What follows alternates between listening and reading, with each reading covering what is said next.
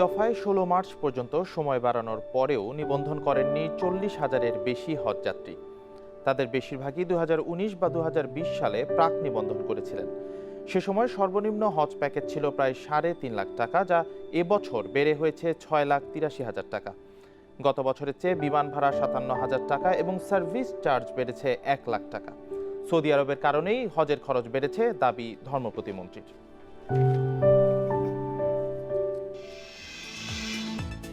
এ নিয়ে প্রতিবেদন থাকছে সংবাদের পরের অংশে। স্বাগত সকাল ৯টার বিরতিহীন ইন্ডিপেন্ডেন্ট সংবাদে। আপনাদের সাথে আছে আমি রাকিব আহমেদ এবং আমি সঞ্চারী মজিদ তমা। শুরুতে জানিয়ে দিব প্রধান শিরোনামগুলো।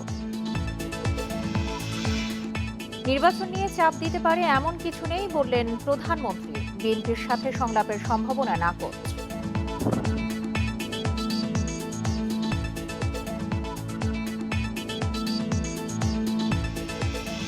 সৌদি আরবের সাথে খুলছে বাণিজ্যের নতুন দুয়ার। বিনিয়োগ সক্ষমতার বার্তায় শেষ হলো ৩ দিনের বিজনেস সামিট।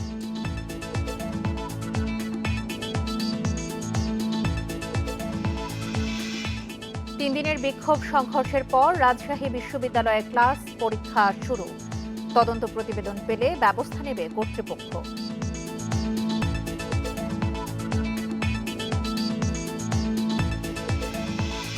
শুনছিলেন প্রধান শিরোনাম। সংবাদে এছাড়াও থাকছে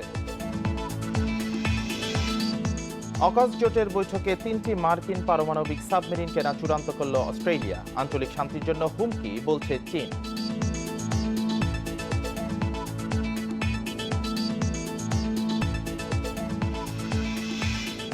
মিরপুরে তৃতীয় টি-20 আজ ইংল্যান্ডকে হোয়াইটওয়াশের লক্ষ্য টাইগারদের।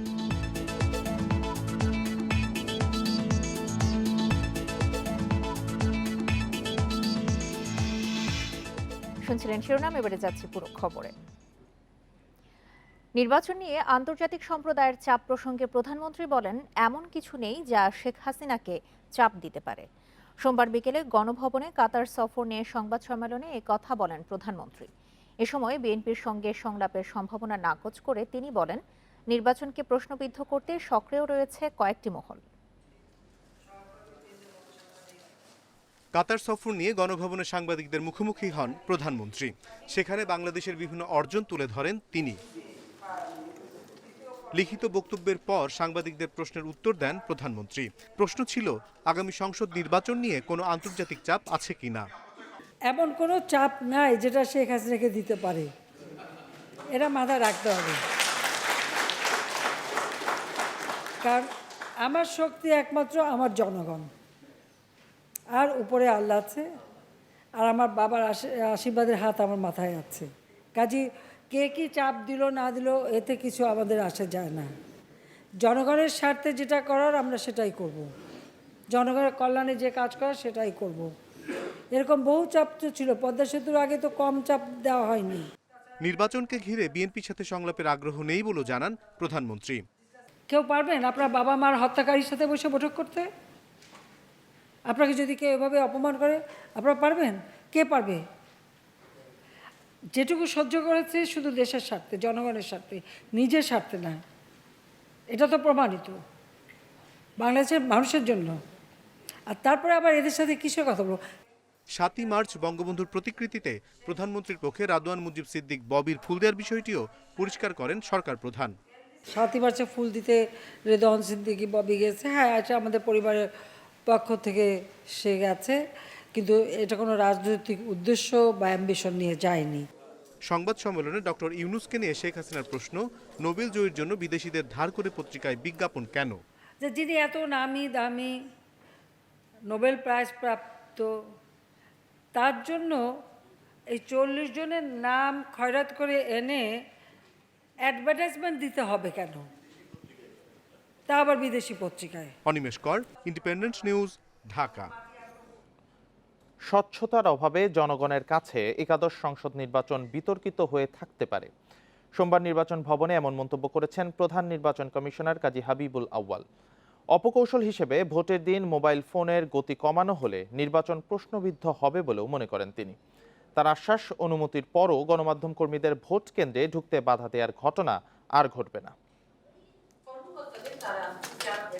আগামী জাতীয় সংসদ ও স্থানীয় সরকার নির্বাচনে পেশাগত কাজের ক্ষেত্রে সাংবাদিকদের জন্য নীতিমালা প্রস্তুত করার আগে গণমাধ্যম কর্মীদের সঙ্গে নির্বাচন কমিশনের মতবিনিময়।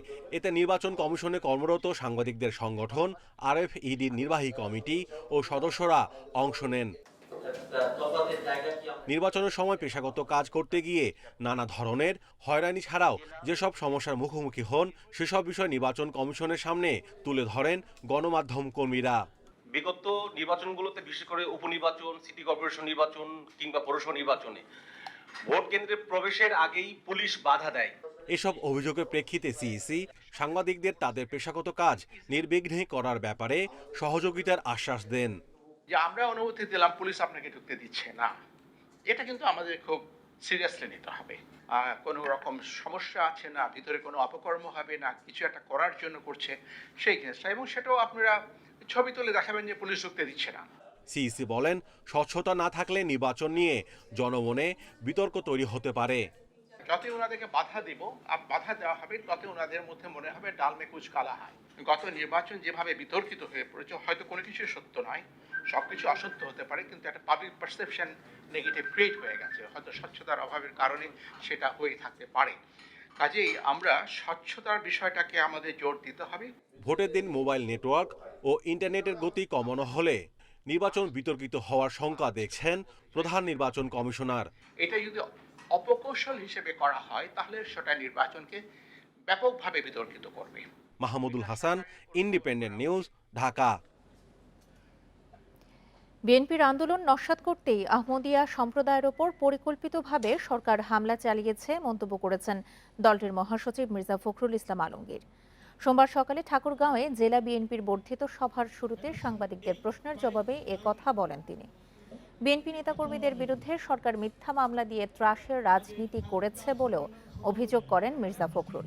এই সরকারের অধীনে বিএনপি নির্বাচনে অংশ নেবে না উল্লেখ করে তিনি আরও বলেন, তত্ত্বাবধায়ক সরকার বাতিল করে দেশে অস্থিতিশীল পরিবেশ তৈরি করেছে আওয়ামী লীগ। সরকার বিরোধী আন্দোলন বেগবান করতে নেতাকর্মীদের বিভিন্ন দিক নির্দেশনামূলক বক্তব্য দেন তিনি। প্রিয় সাংবাদিক বন্ধুগণ, গণতন্ত্রের জন্য যে আন্দোলন শুরু করেছে মানুষ তাদের অধিকার আদায়ের জন্যে এবং সোচ্চার হয়ে উঠেছে, এই গণ আন্দোলন যখন আপনার বেগবান হচ্ছে তখনই সরকার অত্যন্ত পরিকল্পিতভাবে এই ধরনের ঘটনা ঘটিয়ে, সাম্প্রদায়িক ঘটনা ঘটিয়ে জনগণের দৃষ্টিকে তারা ভিন্ন খাতে প্রবাহিত করতে চায়। সৌদি আরবের সঙ্গে বিনিয়োগের নতুন দিগন্ত শুরুর আশা করছে এফবিসিসিআই। বিভিন্ন দেশের বিনিয়োগকারীদের কাছেও পৌঁছেছে বাংলাদেশের সক্ষমতার বার্তা। 3 দিনের সামিট শেষে সোমবার সংবাদ সম্মেলনে এসব কথা জানান এফবিসিসিআই সভাপতি জসিম উদ্দিন। দেশের ভেতরে ব্যবসার নানা প্রতিবন্ধকতা দূর করতে সরকারের কাছে বার্তা পৌঁছানো গেছে বলেও জানান তিনি। স্বাধীনতা ও এফবিসিসিআই এর 50 বছর পূর্তিতে বিশ্ববাসীর কাছে বাংলাদেশের সক্ষমতা তুলে ধরতে বিশাল এই আয়োজন। বিজনেস সামিট 2023 উদ্বোধন করেন প্রধানমন্ত্রী শেখ হাসিনা, যেখানে অংশ নেন সৌদি আরব সহ কয়েকটি দেশের মন্ত্রী, প্রায় 300 বিদেশি বিনিয়োগকারী ও নীতি নির্ধারক, দেশেরও প্রায় 600 ব্যবসায়ী ও নীতি নির্ধারক অংশ নেন। এই আয়োজনের বিভিন্ন সেমিনারে উঠে আসে দেশের অর্থনীতির সক্ষমতা ও সম্ভাবনা। এসএমই, ওষুধ, তৈরি পোশাক শিল্প সহ নানা খাত ছিল আলোচনায়। আমরা সবসময় বলে থাকি যে তারা হচ্ছে আমাদের লাইফলাইন অফ দ্য ইকোনমি, কিন্তু দেখা যাচ্ছে যে তারা তাদের ব্যবসাটাকে ঠিকভাবে পরিচালনা করার জন্য তারা ঠিক মতন তাদের ফাইন্যান্সটা পাচ্ছে না, তারা লোন পাচ্ছে না। সামিটের সমাপনী সংবাদ সম্মেলনে এফবিসিসিআই সভাপতি দাবি করেন, এই প্রথম বাংলাদেশের কোনো ব্যবসা সম্মেলনে টাকা দিয়ে অংশ নিলেন বিদেশি বিনিয়োগকারীরা। প্রচারণা চলে আন্তর্জাতিক মিডিয়ায়ও। তারা দেখছে, তারা আসছেন, তারা বুঝছেন বাংলাদেশের অবস্থান, তারা দেখে নিশ্চয়ই তারা ইনভেস্ট করবে বাংলাদেশে। এর থেকে ভালো দেশ কোথায় পাবেন? আপনি দেখেন আজকে যে পৃথিবীর গ্লোবালাইজেশনের যে অবস্থা, পলিটিক্যালটাও যদি ধরেন তাইলে রিলোকেশন বহু জায়গা থেকে হচ্ছে। এফবিসিসিআই সভাপতি জানান, সামিটে মিলেছে বেশ কিছু বিনিয়োগ প্রস্তাব, প্রসারিত হয়েছে রপ্তানির নতুন সম্ভাবনাও। শিগগিরই সৌদি আরবের সঙ্গে বিজনেস কাউন্সিল গঠন হবে বলেও জানান তিনি। একটা স্পেশাল টাইম যাচ্ছি আমরা, কোভিডের পরে ইউক্রেন রাশিয়া যুদ্ধ, সারা পৃথিবীতে কিন্তু একটা মন্দাভাব যাচ্ছে, তারপরেও তারা এসছেন, আমাদেরকে বিশ্বাস করে এসছেন।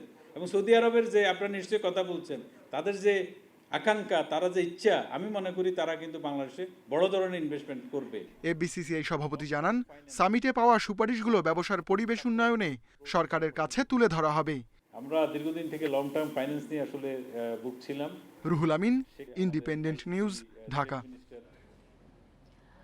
বাংলাদেশকে বিজনেস কাউন্সিল গঠনের প্রস্তাব দিয়েছে সৌদি আরব। এ নিয়ে আলোচনা হবে বলে জানিয়েছেন এফবিসিসিআই সভাপতি জসিমউদ্দিন।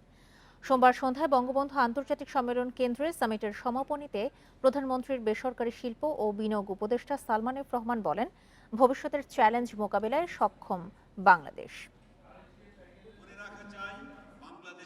বিজনেস এক্সিলেন্স অ্যাওয়ার্ডের মাধ্যমে পর্দা নামল 3 দিনব্যাপী বাংলাদেশ বিজনেস সামিট 2023-এর। স্বাধীনতার 50 বছরে দেশের অর্থনীতিতে বিশেষ অবদান রাখায় শিল্প, বাণিজ্য ও সেবাসহ 5 ক্যাটাগরিতে 12টি প্রতিষ্ঠান ও ব্যক্তিকে দেওয়া হয় এই অ্যাওয়ার্ড। বিজনেস এক্সিলেন্স অ্যাওয়ার্ড পান বেক্সিমকো ফার্মার ব্যবস্থাপনা পরিচালক নাজমুল হাসান। এফবিসিসিআই সভাপতি বলেন, আন্তর্জাতিক অঙ্গনে দেশের সক্ষমতা তুলে ধরতে সফল হয়েছে বিজনেস সামিট। আগামীতে বড় বিনিয়োগ আসবে বলে আশা তার। আজকের এই সামিটের মাধ্যমে স্মার্ট বাংলাদেশের যে স্বপ্ন দেখেছি আমরা, সেই জায়গায় আমরা যাত্রা শুরু করেছি এবং এই সামিটের মাধ্যমে আমরা অবশ্যই আমরা অনেক ব্যবসা পাবো এবং অনেক ইনভেস্টমেন্ট পাবো। 2041 সালের লক্ষ্য অর্জনে দেশকে এগিয়ে নেওয়ার বিকল্প নেই, তাই রপ্তানি বাড়ানোর ওপর জোর দেন বাণিজ্যমন্ত্রী। আমাদেরকে এই দেশটাকে এগিয়ে নিতে হবে, আমরা কোনো অবস্থাতেই আমরা পিছুতে পারবো না। খুব ভালো লাগে যখন বলতে পারি আমরা যুদ্ধ করে বাংলাদেশটা করলাম, সেই বাংলাদেশ আজকে পাকিস্তান থেকে সব সূচকে এগিয়ে গেছে। দেশের অর্থনীতিতে 80% বেশি অবদান বেসরকারি খাতের। ভবিষ্যৎ চ্যালেঞ্জ মোকাবেলায় বাংলাদেশ সক্ষম বলে মনে করেন সালমান এফ রহমান। চ্যালেঞ্জেস আসতেছে, চ্যালেঞ্জের মোকাবিলা করতে হবে, কিন্তু আমি বিশ্বাস করি আমরা কিন্তু ভবিষ্যতে যতগুলি চ্যালেঞ্জেস আসুক না কেন আমরা সেগুলি মোকাবিলা করতে পারবো, আপনারা সবাই মোকাবিলা করতে পারবো। বিজনেস সামিটে 8 জন বিদেশি মন্ত্রী, বহুজাতিক প্রতিষ্ঠানের নির্বাহী ও 2 শতাধিক বিদেশি প্রতিনিধি অংশ নেন। Irin Khatun, Independent News, Dhaka. LDC গ্র্যাজুয়েশনের পরে প্যাটেন্ট সহ বিভিন্ন সুবিধা হারাবে দেশের ওষুধ শিল্প। এই চ্যালেঞ্জ মোকাবেলায় বহুজাতিক প্রতিষ্ঠানের বিনিয়োগ ও প্রযুক্তিতে জোর দিতে হবে। সোমবার বিজনেস সামিটের শেষ দিনের আলোচনায় এসব মতামত তুলে ধরেন উদ্যোক্তারা। সঠিক প্রস্তুতি নিতে পারলে কম উৎপাদন খরচের সুবিধায় কাঁচামাল সহ ওষুধ রপ্তানিতে বছরে 2 থেকে 3 হাজার কোটি ডলার আয় সম্ভব বলে মনে করেন তারা।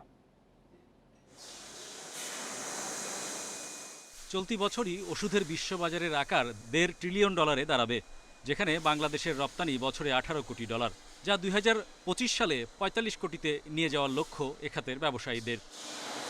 দেশের চাহিদার 97% ওষুধ উৎপাদন হয় স্থানীয়ভাবেই। স্বল্পোন্নত দেশ হিসেবে পেটেন্ট ব্যবহারে অবারিত সুবিধা পায় বাংলাদেশ, কিন্তু 2026 সালে এলডিসি থেকে উত্তরণের পর সেসব সুবিধা কমতে থাকবে। এজন্য ওষুধ শিল্পের কাঁচামাল উৎপাদনে দেশে এপিআই পার্ক গড়ে তুলছে সরকার। বেশ কিছু প্রতিষ্ঠান মার্কিন এফডিএ সহ উন্নত দেশের মান সনদ পেয়েছে। এলডিসির চ্যালেঞ্জ মোকাবিলায় আরও বেশি জেনেরিক ওষুধ উৎপাদনে জোর দিচ্ছেন সংশ্লিষ্টরা। ওষুধের কাঁচামাল উৎপাদন হয় বিশ্বের হাতে গোনা কয়েকটি দেশে। যদি সঠিকভাবে প্রস্তুতি নেওয়া হয়, বিশ্ববাজারের চাহিদা অনুযায়ী কাঁচামাল উৎপাদন করা যায়, তাহলে সস্তা ও মানসম্মত এপিআই থেকেই 20-30 বিলিয়ন ডলার রপ্তানি আয় করা সম্ভব। মার্কিন যুক্তরাষ্ট্র সহ বিশ্বের 157 দেশে তুলনামূলক কম দামে ওষুধ রপ্তানি করে বাংলাদেশ। $150 বিলিয়ন জেনেরিক ওষুধের বাজার ধরতে গবেষণায় বিনিয়োগ বাড়ানোর পরামর্শ দিচ্ছেন খাত সংশ্লিষ্টরা। বাংলাদেশে দ্রুত অর্থনৈতিক উন্নয়ন হচ্ছে, মানুষের ক্রয় ক্ষমতা বাড়ছে, তাই বহুজাতিক প্রতিষ্ঠানের ওষুধ খাতে বিনিয়োগ করা উচিত। সরাসরি বা যৌথ মালিকানায় প্রতিষ্ঠানে বিনিয়োগ হতে পারে, এতে প্রযুক্তি ও গবেষণায় ওষুধ খাত আরও সমৃদ্ধ হবে। আলোচনায় জানা যায়, দেশের স্বাস্থ্যসেবা খাতের বার্ষিক বাজার $630 কোটি, যা বছরে 10% হারে বাড়ছে। Hari Saha, independent News, Dhaka. হজের দ্বিতীয় দফায় চূড়ান্ত নিবন্ধনের বাকি আর মাত্র 2 দিন, অথচ এখনও নিবন্ধন করেনি 40,000-এর বেশি হজযাত্রী। এজন্য এবছর অস্বাভাবিক মূল্যবৃদ্ধিকে দায়ী করছেন হজযাত্রীরা। এদিকে নিবন্ধন কার্যক্রম শেষ না হওয়ায় সুষ্ঠু ব্যবস্থাপনা নিয়ে প্রশ্ন উঠেছে। হজযাত্রীদের দাবি নাকচ করে ধর্ম প্রতিমন্ত্রী বলছেন, হজ প্যাকেজ কমানো সম্ভব নয়। কেরানীগঞ্জের ব্যবসায়ী জাহাঙ্গীর হাসান হজে যাওয়ার জন্য প্রাক নিবন্ধন করেছিলেন 2019 সালে। এজেন্সির সাথে চুক্তি হয় 4.5 লাখ টাকার। এবছর হজে যাওয়ার সুযোগ মিললেও দিতে হচ্ছে বাড়তি 3 লাখ টাকা। তাই এখনো চূড়ান্ত নিবন্ধন করতে পারেননি জাহাঙ্গীর। কারণ আমাদের সাথে একটা কথা হয়েছিল যে টাকা লাগবে, তার ডাবল টাকার মতনই খরচ আসতেছে এখন। তো আমাদের তো এটার জন্য নিবন্ধন করতে গিয়ে একটু ঝামেলা হচ্ছেই, আর্থিকভাবে একটু সমস্যা হচ্ছে। জাহাঙ্গীরের মতোই অবস্থা বেশিরভাগ হজযাত্রীর। তাদের প্রায় সবাই 2019 বা 2020 সালে প্রাক নিবন্ধন করেন।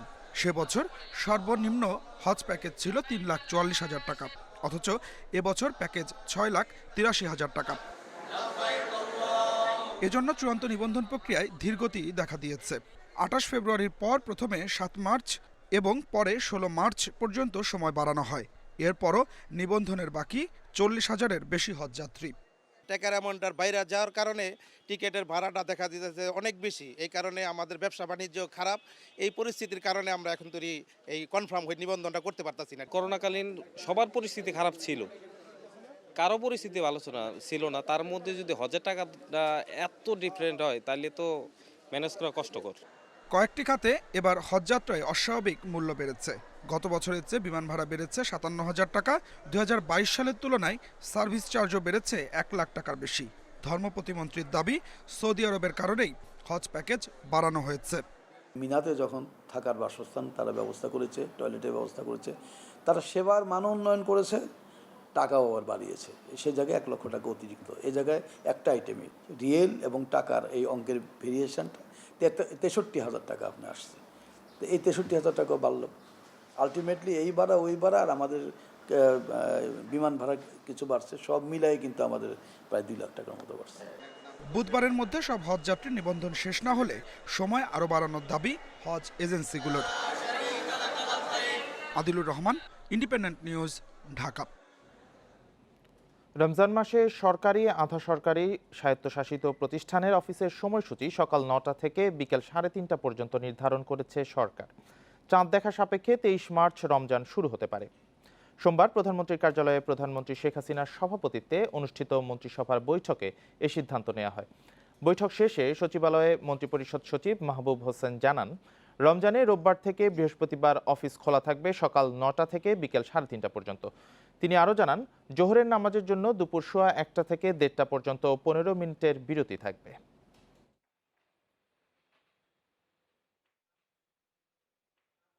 মন্ত্রিসভা আজকে অনুমোদন করেছেন যে রমজান মাসে রবিবার থেকে বৃহস্পতিবার অফিস সময় হবে সকাল 9টা থেকে বেলা 3টা 30 পর্যন্ত,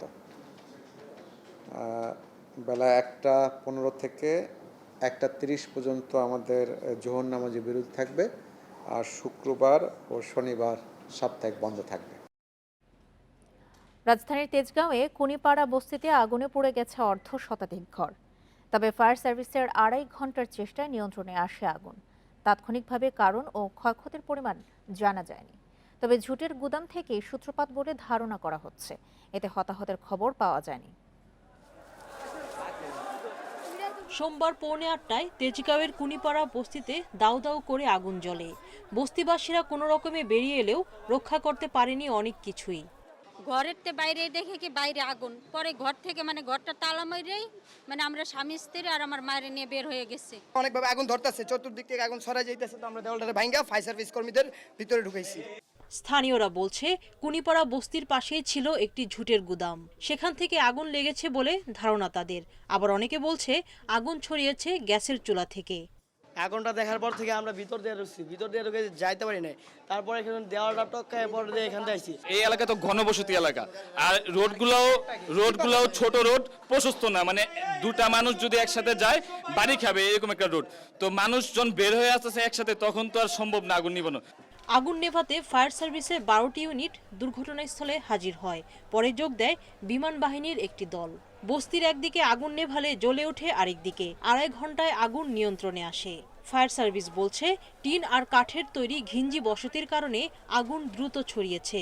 এছাড়া পানির অভাবে নেভাতে বেগ পেতে হয়েছে। এই এলাকাটা একটু ক্রিটিক্যাল, এখানে আমাদের গাড়িগুলো প্রবেশ করে না। আমরা হোস পাইপ দিয়ে বিভিন্নভাবে, আমরা ডিভাইডিং পাইপ দিয়ে বিভিন্নভাবে আমরা এই আগুনটাকে নিয়ন্ত্রণে সক্ষম হয়েছে। দেখুন, এখানে একটা রোলিং মিল যেটার কাজ হচ্ছে ঝুট প্রসেসিং করা, এবং তার আশেপাশে প্রচুর কাঁচা ঘর, যেগুলো স্লাম টাইপের ঘর আছে, যেখানে স্বল্প আয়ের মানুষ ভাড়া থাকে এখানে। তো আমরা আশঙ্কা করছি যে রোলিং মিলের কোনো প্রসেসিংয়ের কাছ থেকেই আগুনটা লাগতে পারে। এ আগুনে পুড়েছে 50টির বেশি ঘর। এক একটি ঘরে অন্তত 5 জন করে বাস করত বলে জানিয়েছে স্থানীয়রা।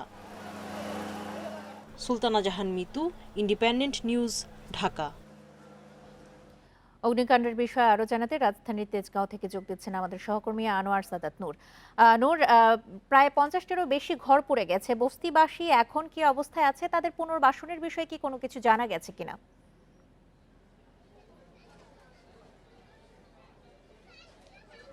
আমি এখন দাঁড়িয়ে আছি কুনিপাড়ার রোলিং বস্তিতে।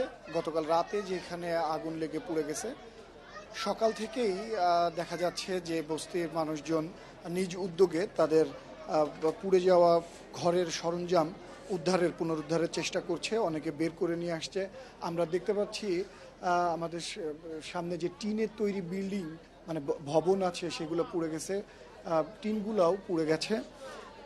আর সকাল থেকেই মানুষজন তাদের ঘরের মধ্যে যে আসবাব ছিল, পুড়ে যাওয়া আসবাবের যে অংশ যেগুলো পাওয়া যাচ্ছে সেগুলো বের করার চেষ্টা করছেন স্থানীয় বাসিন্দারা, উৎসুক জনতা, এবং অনেকেই এই পুড়ে যাওয়া ঘর দেখতে আসছে। ফলে এখানে একটি জনসমাগমের সৃষ্টি হয়েছে। মানুষজন আসার পাশাপাশি এই নিরাপত্তা বিধানের জন্য এখানে পুলিশের উপস্থিতি খেয়াল করা গেছে। তবে সকাল থেকে ফায়ার সার্ভিসের কোনো উদ্ধারকর্মী দলকে এখনও দেখা যায়নি। ফায়ার সার্ভিস সূত্রে ক্ষয়ক্ষতির পরিমাণ কত হয়েছে আমরা জানতে পারিনি। তবে স্থানীয় বাসিন্দাদের সাথে কথা বলে আমরা জানতে পেরেছি যার ঘরে যে পরিমাণ মালামাল ছিল তার কিছুই তারা বের করতে পারেনি। মানে সেই মালামালের প্রায় 90%ই পুড়ে গেছে বলে তাদের কাছ থেকে আমরা জানতে পেরেছি। আর পুড়ে যাওয়া যেসব মানুষের ঘর পুড়ে গেছে তারা গতকাল রাতে অনেকটা খোলা আকাশের নিচে কিংবা প্রতিবেশীর আশ্রয়ে রাত্রি যাপন করেছে। তাদের চিন্তা, তারা বলছেন যে আজকের রাত বা আগামী দিনগুলো কিভাবে যাবে। এখন পর্যন্ত তাদের পুনর্বাসনের কি ব্যবস্থা করা হবে সে ব্যাপারে কোনো সিদ্ধান্ত তাদেরকে জানানো হয়নি বা নেওয়া হয়নি বলে তারা জানেন না। আমরা দূরে দেখতে পাচ্ছি সেখানে কয়েকটি ঘর একসাথে সম্মিলিত ছিল, পুরোটাই পুড়ে গেছে। সেখানকার উদ্ধার তৎপরতা, সেখানকার সরঞ্জাম বের করতে অনেক মানুষ একত্রিত হয়ে সহযোগিতা করছেন। এছাড়া রাস্তাটা অধিক সরু হওয়াতে কোনো গাড়ি বা যানবাহন আসতে পারছেন না উদ্ধার তৎপরতায় সহযোগিতার জন্য, বা একত্রে বড় কোনো মালামাল একসাথে বের করে নিয়ে যাওয়া হবে সেই সুযোগও নেই। ফলে মানুষ হাতে করে কিংবা ভ্যানে করে একটু একটু করে মালামাল সরিয়ে নিচ্ছেন। এছাড়া মানুষ এবং উপস্থিত জনতার সমাগমে জায়গাটা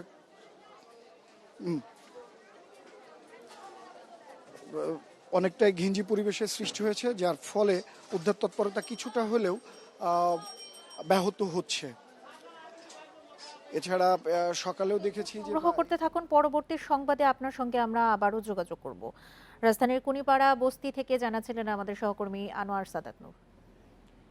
বান্দরবানের পাহাড়ি এলাকায় অভিযান চালিয়ে জঙ্গি সংগঠন হিন্দাল আল শারকিয়ার প্রশিক্ষণ কমান্ডার সহ 9 জনকে গ্রেপ্তার করা হয়েছে।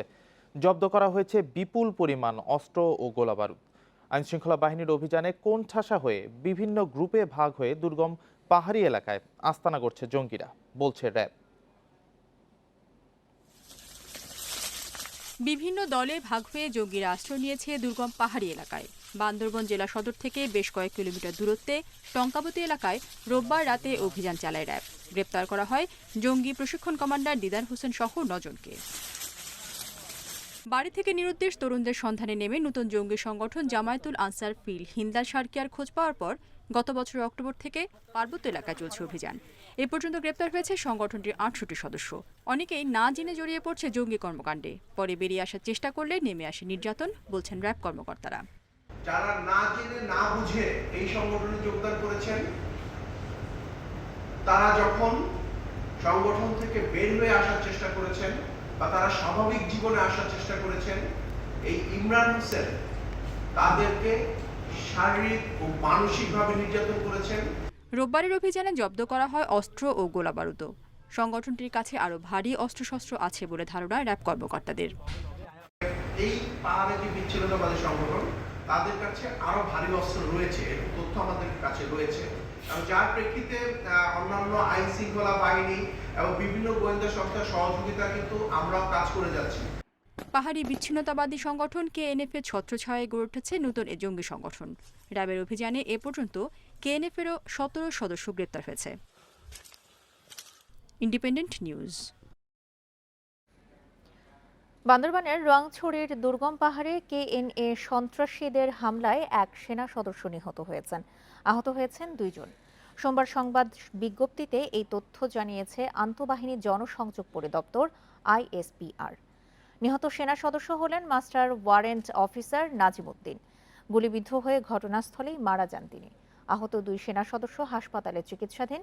জাতীয় শিশু দিবস ও মহান স্বাধীনতা দিবস উপলক্ষে পাহাড়ে মা ও শিশুদের বিনামূল্যে স্বাস্থ্যসেবা দাতাদের নিরাপত্তার কাজে নিয়োজিত ছিলেন সেনা সদস্যরা। তাদের উপর অতর্কিত গুলিবর্ষণ করে কুকিচি ন্যাশনাল আর্মির সন্ত্রাসীরা। সশস্ত্র সন্ত্রাসী দলটি এর আগে জামাতুল আনসার ফিল হিন্দাল সার্কিয়ার মতো জঙ্গি গোষ্ঠীকে বান্দরবানের পাহাড়ি এলাকায় অর্থের বিনিময়ে অস্ত্রের প্রশিক্ষণ দিয়েছে।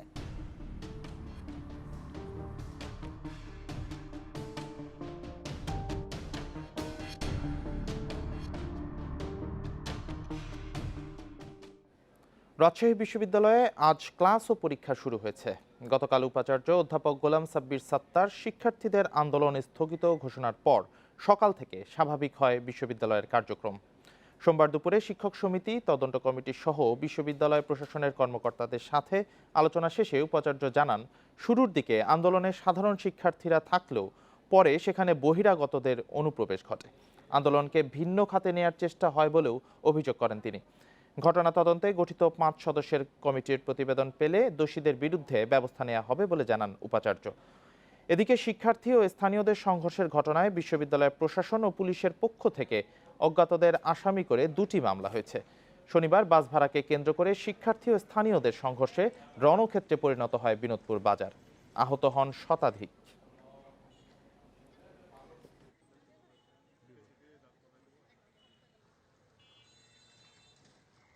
এই ঘটনাটা খুবই দুঃখজনক এবং বিশেষ করে যারা আমার নিরীহ ছাত্রদের উপরে আক্রমণ করেছে, এটা একটা ন্যাক্কারজনক ঘটনা। যে যারা প্রকৃত দোষী ব্যক্তি তাদেরকে আইনের সুপর্দ করে তাদের যথাবিহিত ব্যবস্থা করা হোক। তাহলে আমার মনে হয় যে ভবিষ্যতে এ ধরনের অপকর্ম করার কেউ সাহস পাবে না।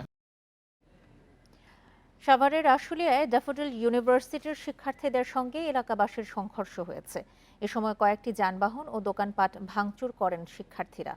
সোমবার রাত 8:30টার দিকে চারাবাগ এলাকায় এই ঘটনা ঘটে। স্থানীয়রা জানান, বিকেলে ড্যাফোডিল ইউনিভার্সিটির কয়েকজন শিক্ষার্থীর সঙ্গে লেগুনার শ্রমিকদের কথা কাটাকাটি হয়। এক পর্যায়ে শিক্ষার্থীদের মারধর করেন লেগুনার শ্রমিকরা।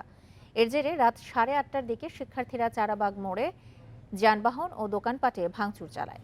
এ সময় স্থানীয়দের সঙ্গে ধাওয়া পাল্টা ধাওয়া হয়। পুলিশ খবর পেয়ে পরিস্থিতি নিয়ন্ত্রণে আনে। এলাকায় থমথমে অবস্থা বিরাজ করছে।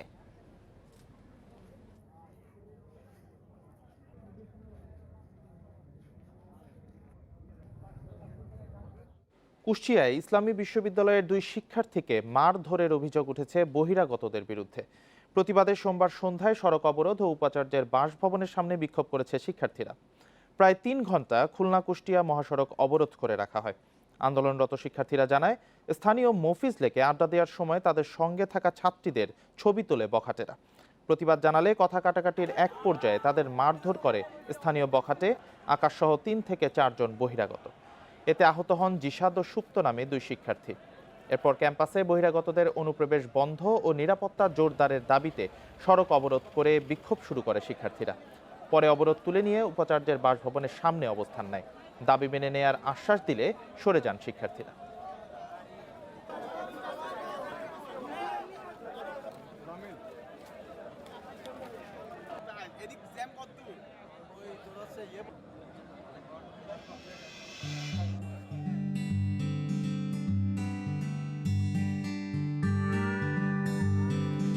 ইউক্রেনের হাটসুল লোকসংস্কৃতির ঐতিহ্যবাহী পোশাক কেপ্টার তৈরির পুরো কাজটি করা হয় হাতে।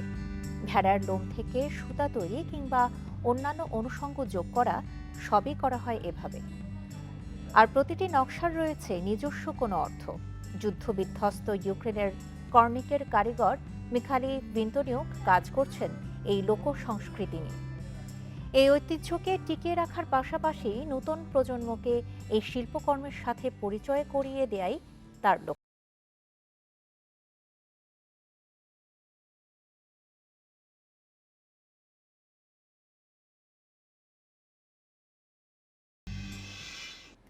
এই নিয়ে প্রতিবেদন থাকছে সংবাদের পরের অংশে।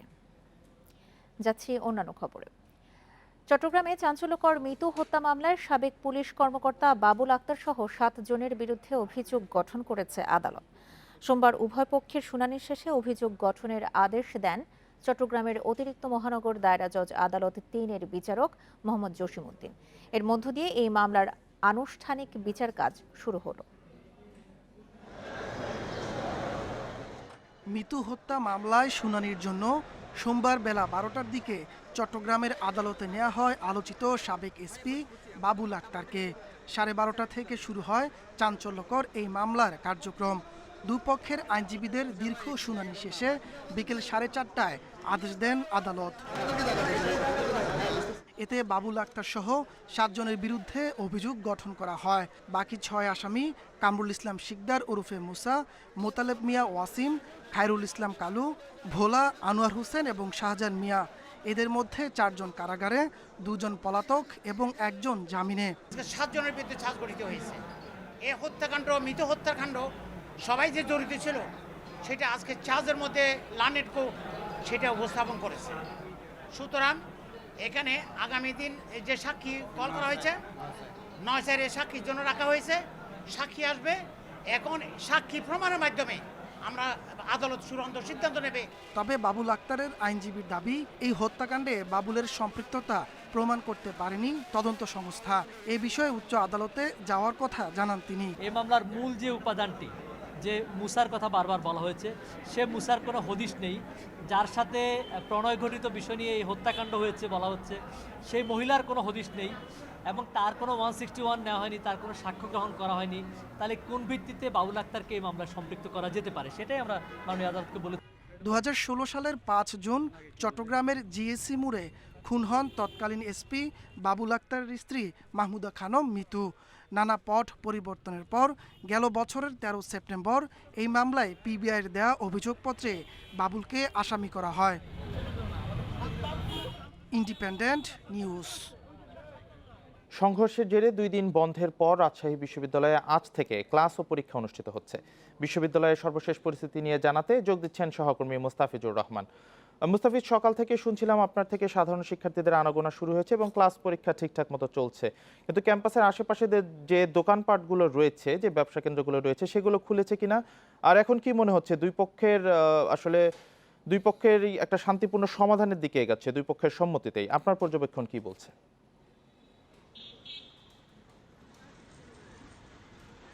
আপনি ঠিকই বলেছেন, আজকে সকাল থেকে কিন্তু শিক্ষার্থীদেরকে আমরা ক্যাম্পাসে আসতে দেখেছি। অর্থাৎ শিক্ষার্থী, শিক্ষক, শিক্ষার্থীর পদচারণায় মুখরিত ক্যাম্পাস, এটি এক কথায় বলা যেতেই পারে।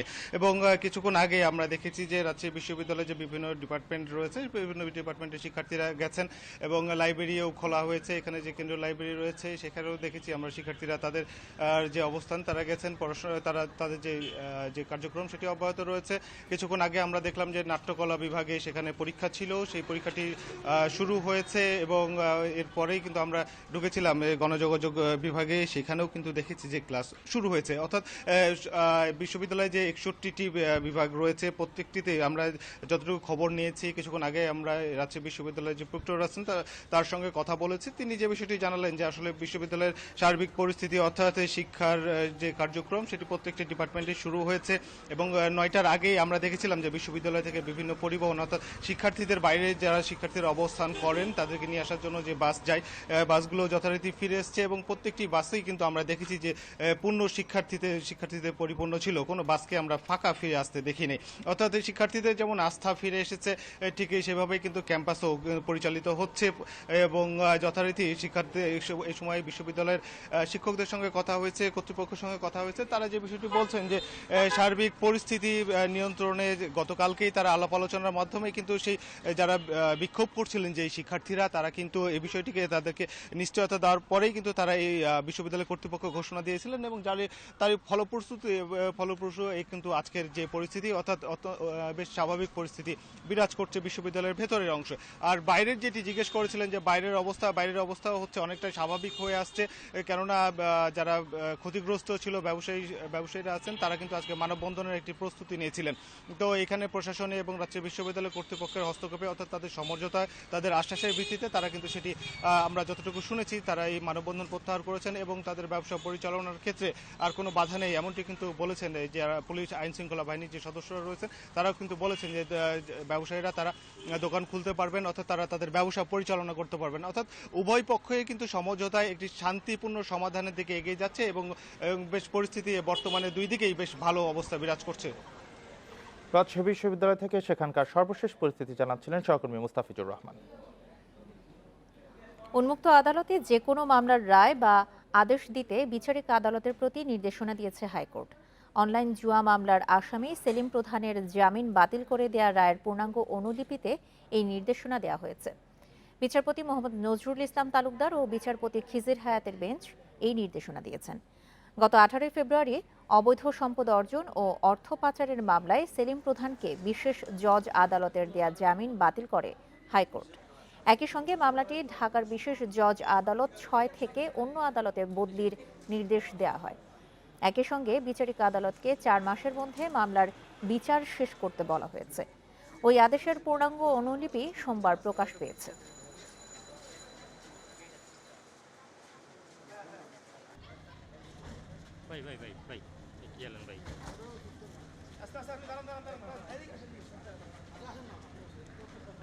বিচারিক আদালতের প্রত্যেকটা আদেশ বা রায় প্রকাশ্য আদালতের দুপক্ষের উপস্থিতিতে এটা শুনানি করা, এটা রায় দিতে হবে, এটা একটা কন্ডিশন প্রেসিডেন্ট বাইন্ডিং এবং এই ধরনের একটা পর্যবেক্ষণ দিয়ে রুলটি নিষ্পত্তি করে দিয়েছেন। আওয়ামী লীগের প্রচার ও প্রকাশনা সম্পাদক এবং মাদারীপুর 3 আসনের সংসদ সদস্য মোহাম্মদ আব্দুস সোবহান গোলাপের নামে যুক্তরাষ্ট্রের নিউ ইয়র্কে একাধিক বাড়ি কেনার অভিযোগ অনুসন্ধান করতে দুদককে দেয়া আদেশের কপি পেয়েছেন দুদকের আইনজীবী। এরই মধ্যে দুদক অনুসন্ধান শুরু করেছে বলে জানান আইনজীবী। বিচারপতি মোহাম্মদ নজরুল ইসলাম তালুকদার ও বিচারপতি খিজির হায়াতের বেঞ্চ এ নির্দেশনা দেন। আদেশে আদালত 4 মাসের মধ্যে অনুসন্ধান শেষ করে রেজিস্ট্রার জেনারেলের মাধ্যমে ওই প্রতিবেদন জমা দিতে দুদককে নির্দেশ দিয়েছেন। একই সঙ্গে বাংলাদেশ ফিনান্সিয়াল ইন্টেলিজেন্স ইউনিট সহ সবাইকে দুদককে সহযোগিতা করতে নির্দেশ দিয়েছেন। গত 26 ফেব্রুয়ারি ব্যারিস্টার সাইদুল হক সুমন যুক্তরাষ্ট্রের নিউ ইয়র্কে $40 লাখ ব্যয়ে গোলাপের 9টি বাড়ি কেনার বিষয়ে অনুসন্ধানের নির্দেশনা চেয়ে হাইকোর্টে রিট করেন।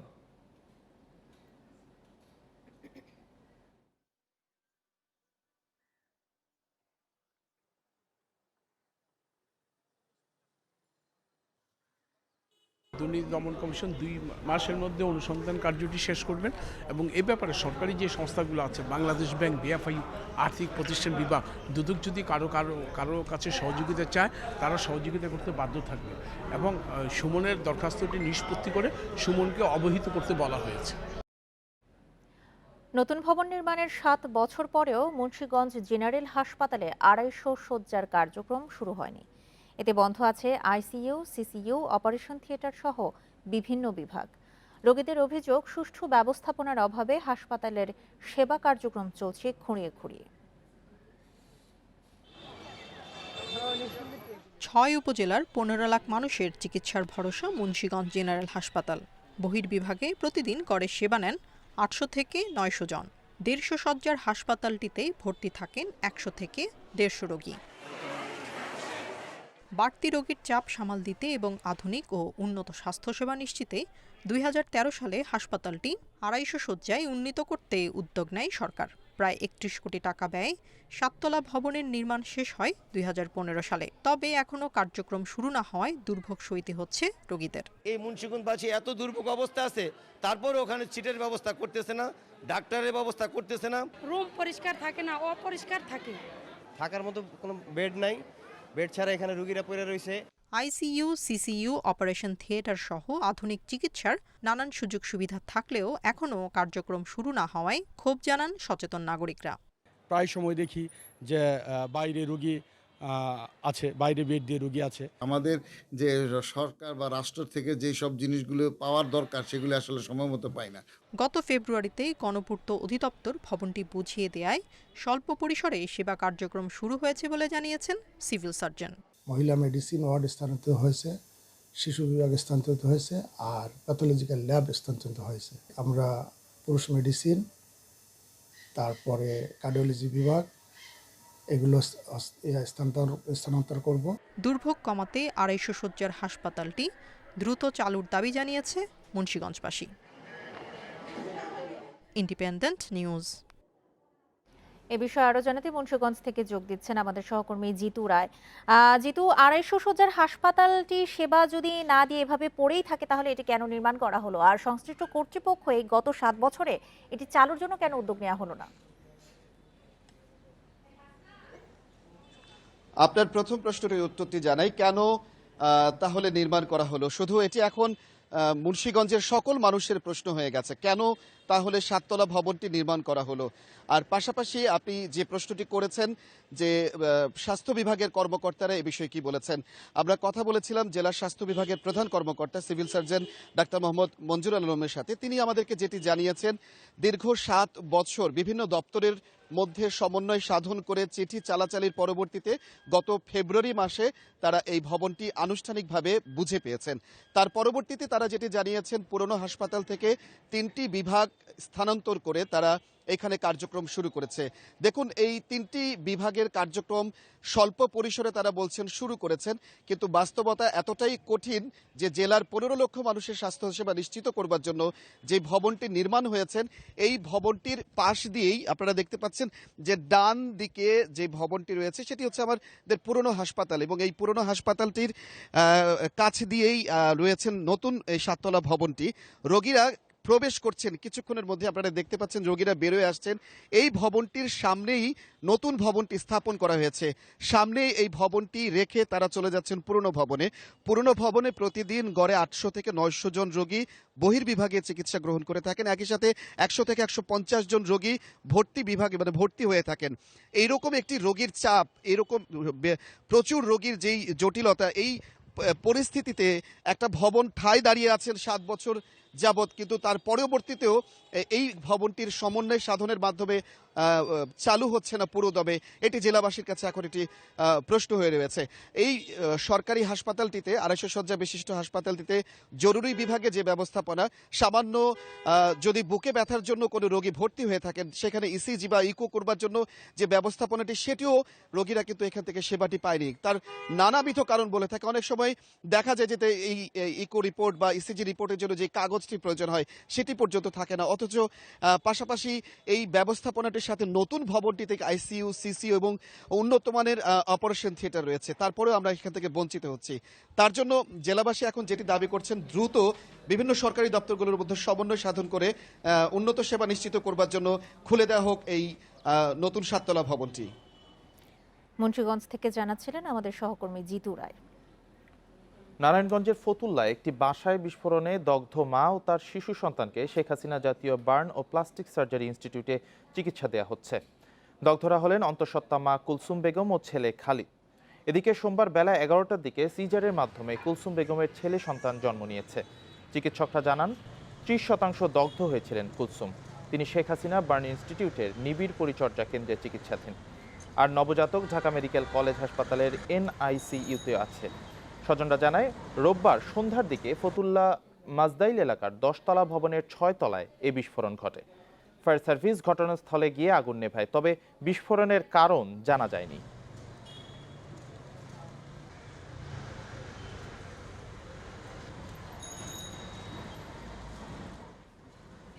বিস্ফোরিত হয়, তারপরে থেকেই সব দরজা জানালা ভেঙে যায়, আর আমি আমার ছেলে ঘুমন্ত অবস্থায় থাকে এবং তাকে উদ্ধার করে আমি বাইর হই, এবং পরে ভাঙা টয়লেটের থেকে আমার আগুন নিভানো হয়, তারপরে সে এই অবস্থায় তাকে আনা হয়। ভারতের কলকাতা রেলওয়ে স্টেশনে চালু হলো বাংলাদেশ ভিসা তথ্য কেন্দ্র। এটি প্রথম দেশটিতে কোনো রেল স্টেশনে বাংলাদেশের ভিসা তথ্য কেন্দ্র। সোমবার এর উদ্বোধন করেন কলকাতায় নিযুক্ত বাংলাদেশের deputy high commissioner Andalib Ilias. কলকাতায় এই ভিসা তথ্য কেন্দ্র পরিচালনা করবে সেখানকার ভিসা প্রক্রিয়াকরণ সংস্থা ডিইউ ডিজিটাল। সংস্থাটি এরই মধ্যে পশ্চিমবঙ্গে বাংলাদেশের 2টি ভিসা আবেদন কেন্দ্র চালু করেছে। এর ফলে দুই দেশের সম্পর্ক আরও জোরদার হওয়ার আশা করেছেন সংশ্লিষ্টরা।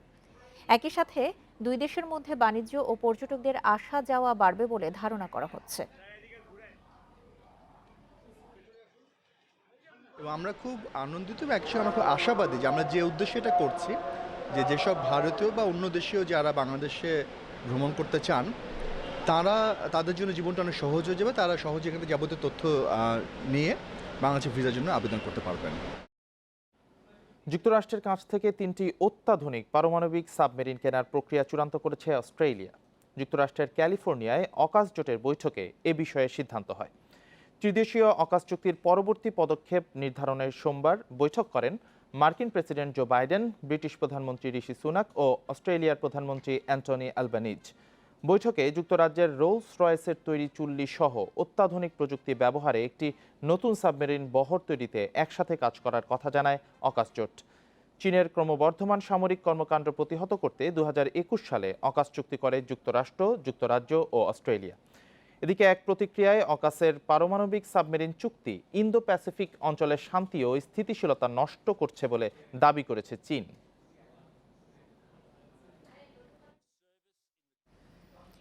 চীনের জাতীয় নিরাপত্তা আরও জোরদারের প্রতিশ্রুতি দিয়েছেন প্রেসিডেন্ট শি জিনপিং। দেশটির সামরিক বাহিনীকে ইস্পাতের মহাপ্রাচীরের মতো গড়ে তোলার কথা জানান তিনি। তৃতীয় মেয়াদে চীনের প্রেসিডেন্ট নির্বাচিত হওয়ার পর সোমবার প্রথমবারের মতো পার্লামেন্টে ভাষণ দেন তিনি।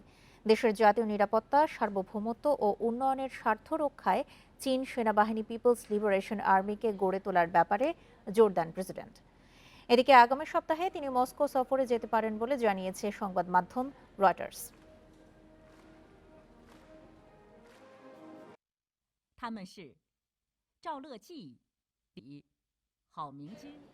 জাপান সাগরে 2টি স্বল্প পাল্লার ক্ষেপণাস্ত্র ছুঁড়েছে উত্তর Korea.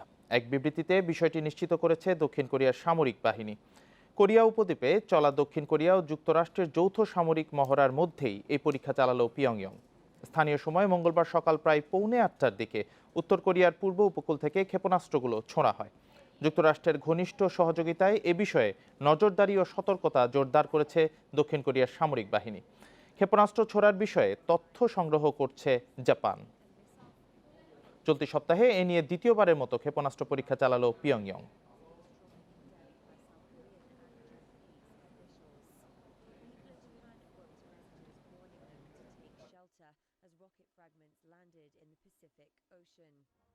It's a serious escalation of military action as North Korea tests its rockets as well as the DR কঙ্গোতে আবারও জঙ্গি হামলায় নিহত হয়েছে অন্তত 19 জন বেসামরিক নাগরিক, আহত হয়েছে অনেকেই।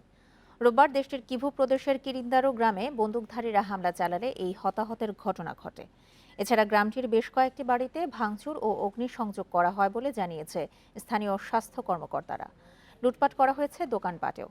হামলার পর গ্রামের বাসিন্দারা ভয়ে বাড়ি থেকে বের হচ্ছে না।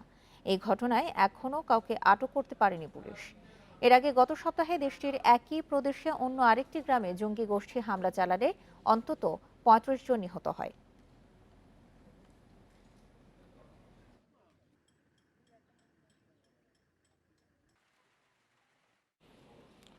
ইংল্যান্ডের বিপক্ষে তৃতীয় টি-20 একাদশ নিয়ে পরীক্ষা নিরীক্ষা হতে পারে, তবে ইংলিশদের হোয়াইট ওয়াশ করতে আশাবাদী নির্বাচক হাবিবুল বাশার সুমন। ঘরের মাঠে নিউজিল্যান্ড অস্ট্রেলিয়ার বিপক্ষে সিরিজ জয়ের থেকে এই জয়কে অনেক এগিয়ে রাখছেন সাবেক অধিনায়ক। মিরপুরের শেষ টি-20 শুরু হবে বেলা 3টায়। 2021-এ অস্ট্রেলিয়া নিউজিল্যান্ডকেও টি-20 সিরিজে হারিয়েছে টাইগাররা, তবে ইংল্যান্ডের বিপক্ষে এবারে জয় তার চেয়েও বিশেষ কিছু। পরিবর্তনের ডাক নতুনদের টি-20 অ্যাপ্রোচ, যার অন্যতম কারণ নিউজিল্যান্ড এবং অস্ট্রেলিয়ার সাথে যে উইকেটে খেলেছিলাম প্রায়ার টু ওয়ার্ল্ড কাপ, সেটা বলবো একটু ডিফারেন্ট উইকেট ছিল। অবভিয়াসলি এটা আমরা সবাই জানি, বাট এবার উইকেটটা কিন্তু ইভেন চিটাগং কিন্তু অত খারাপ উইকেট ছিল না। আমার মনে হয় বল অতটা স্পিন করছে, মানে অতটা স্পিন করছে, হয়তো একটু স্লোয়ার সাইডে থাকতে পারে, যেটা আমাদের উইন উইন সিচুয়েশন, যেটা আমাদের নর্মাল উইকেট। তো মনে হয় না যে খুব বেশি উইকেটের কন্ডিশনের সুবিধা নিয়ে আমরা এই ম্যাচ দুটি জিতেছি, এই জন্য আরও বেশি স্যাটিসফাইং। হোয়াইট ওয়াশের মিশনে ম্যানেজমেন্ট পরীক্ষা নিরীক্ষা করবে নাকি অপরিবর্তিত একাদশ নামাবে? আভাস মিলছে একাধিক পরিবর্তনের। তানভীর রাজা আর শামীমের মধ্যে দুইজনকে দেখা যেতে পারে শেষ টি-20-তে। দল যেমনই হোক না কেন 3-0-তে সিরিজ জিততে আত্মবিশ্বাসী হাবিবুল বাশার। ফোকাস কিন্তু থাকবে জেতা নেই, অবশ্যই আমরা জিততে চাবো, সেটাই ফার্স্ট ফোকাস। সেটার মাধ্যমে যদি আমরা দু একটা চেঞ্জ করতে পারি সেটা দল করতে পারে। একটা ভালো দিক যে আমার কাছে মনে হয় যে আমাদের দলের বেঞ্চটা কিন্তু বেশ স্ট্রং।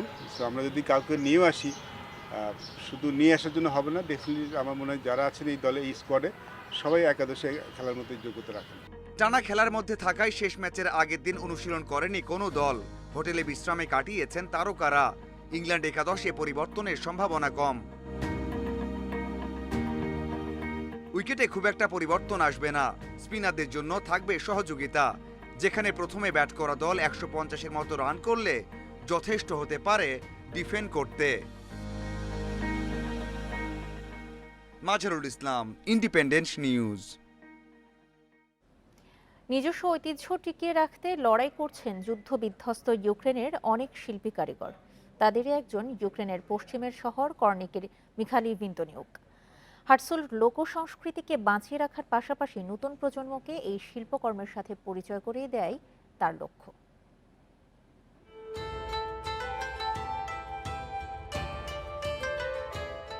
দক্ষ হাতে ইউক্রেনের ঐতিহ্যবাহী পোশাক কেপ্টার বানানোর কাজ করছেন মিখালি ভিন্তনিউক। হার্সুল লোকসংস্কৃতির অংশ এই পোশাক তৈরির পুরো কাজটাই করা হয় হাতে। ভেড়ার লোম থেকে সুতা তৈরি করা কিংবা বাড়তি অনুষঙ্গ যোগ করা, সবটাই হাতে করাই ঐতিহ্য। প্রতিটি নকশার রয়েছে নিজস্ব অর্থ। এই শাড়িগুলো আবাদযোগ্য জমির প্রতীক। ওকপাতা শক্তি, ধীরতা, কঠোরতাকে ব্যাখ্যা করে। এই শিংগুলি একটি মেষের শিং। নেহায়েত ঝোঁকের বশে এই পোশাক তৈরির কাজ শেখেন মিখালি। এক প্রতিবেশী একদিন 1933 সালে তোলা তার বাবা মায়ের একটি ছবি দেখিয়েছিলেন মিখালিকে। ছবিতে তারা দুইজনই পরেছিলেন কেপ্টার। সেই প্রতিবেশীর কাছেই মিখালির হাতেখড়ি। জীবনের প্রথম কেপ্টার বানাতে 3 মাস সময় লেগেছিল মিখালির। তবে 6 বছর ধরে এই কাজ করায় বেড়েছে দক্ষতা। এখন 1 মাসেই একটি পোশাক শেষ করেন তিনি। জানান, একটি কেপ্টারের জন্য 2টি ভেড়ার চামড়ার প্রয়োজন হয়। কাজের সুবিধার্থে বাড়িতেই ভেড়া পালেন তিনি। তার তৈরি এক একটি পোশাক কিনতে গুনতে হয় 500 ইউরো। মিখালির কাজেও প্রভাব ফেলেছে ইউক্রেন রাশিয়ার যুদ্ধ। মূল যুদ্ধক্ষেত্র থেকে 1000 কিলোমিটার দূরে হলেও রকেট হামলার শিকার হয়েছে ইউক্রেনের পশ্চিমের শহর কর্নিক। যুদ্ধের শুরুতে কেপ্টার তৈরির কাজ বন্ধ রেখেছিলেন মিখালি। ভেবেছিলেন যুদ্ধের সময় তার এই পোশাক তৈরি কোনো কাজে আসবে না। পরে ইউক্রেনের ঐতিহ্য রক্ষায় সিদ্ধান্ত পরিবর্তন করেন। চালিয়ে যাচ্ছেন ঐতিহ্যবাহী এই পোশাক তৈরির কাজ। Nusrat Serin, Independent News. আর এই ছিল এখনকার মতো বিরতিহীন ইন্ডিপেন্ডেন্ট সংবাদে। ইন্ডিপেন্ডেন্ট টেলিভিশনের সব খবর বিস্তারিত জানতে চোখ রাখুন ফেসবুক, ইউটিউব ও টুইটারে। সঙ্গে থাকার জন্য ধন্যবাদ সবাইকে।